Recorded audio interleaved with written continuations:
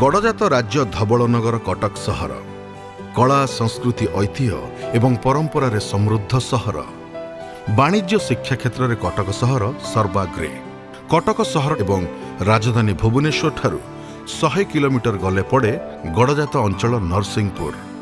राजा राजोड़ा शासित एही अंचलर गोटे पटे रही महानदीर चित्रित जलराशि, अन्यपटे सबुज बनानी सातकोशिया अभयारण्य। एहारी मध्य भागरे रही नरसिंहपुर ब्लॉक। बाबा चंपानाथ देव हेउछंती नरसिंहपुर अंचलर आराध्य देवता।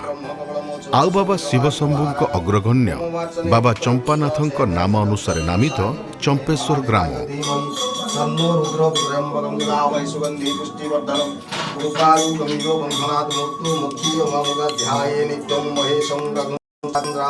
विद्या ददाति भूषण शिक्षार उन्नति विकासर प्रथम चरण। एहाकु आधार करी 1907 मसीहारे नरसिंहपुर राजा साधुचरण मानसिंह हरिचंदन महापात्रଙ୍କ प्रत्यक्ष तत्वावधान स्थापित होइतिला चंपेश्वर केन्द्र प्राथमिक विद्यालय। पर्यायक्रमे विद्यालयर शिक्षार प्रसार हेबा सहित छात्र छात्री संख्या मध्य वृद्धि पाइला। 1948-49 मसीहा बेलकु एही विद्यालय एक उन्नत विद्यालय भावे प्रसिद्धि लाभ कला।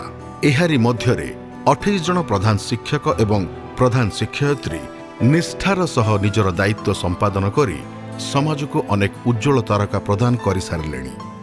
118 वर्ष तलर शिक्षार गुरुत्व को विचार करी उज्ज्वल भविष्यतर स्वप्न को पूरण करने निमंते किछि वरेण्य व्यक्ति विशेषଙ୍କ प्रचेष्टारे एक महाद्रुमरे परिणत होइछि। एबे एहार रूपरेख केवल पोथीपत्र रे सीमित होई नाही, शिक्षार सुगंध आज चतुर्दिगरे परिव्याप्त। आज एहार शताब्दी जयंती स्मरण करिवार बेळ आसीछि।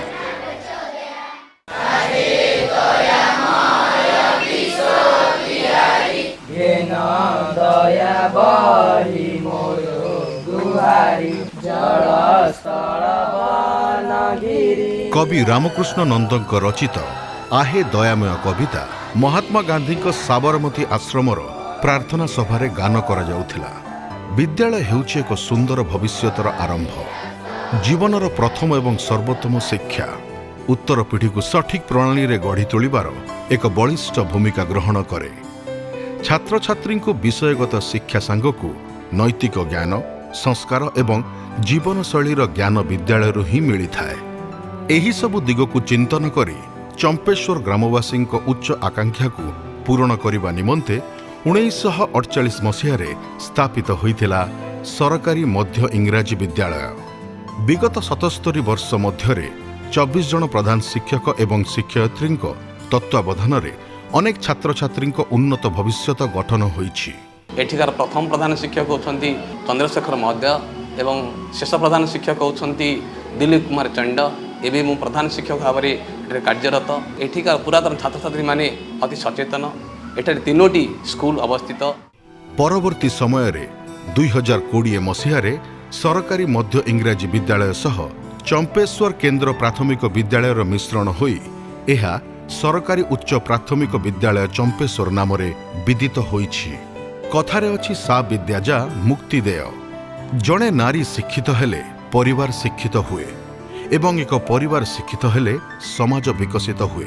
एहार गुरुत्व को बहन करी नारी शिक्षार नाद पकाइथिले चंपेश्वर प्रमुख व्यक्ति विशेष श्री बलभद्र पंडा, सूर्यनारायण पंडा, श्री मथुरानाथ दास।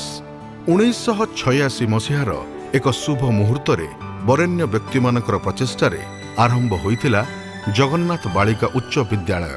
विद्यालयटी 2-3 वर्ष टिके अवहेलित अवस्था रही जाइथिला। तापरे सौभाग्यवशतः स्कूलटी सरकार ठारू अनुमति पाइबाकू सक्षम होइथिला। 1994 रे स्कूलटी अनुदान पाइबा ପାଇଁ योग्य विवेचित होइथिला।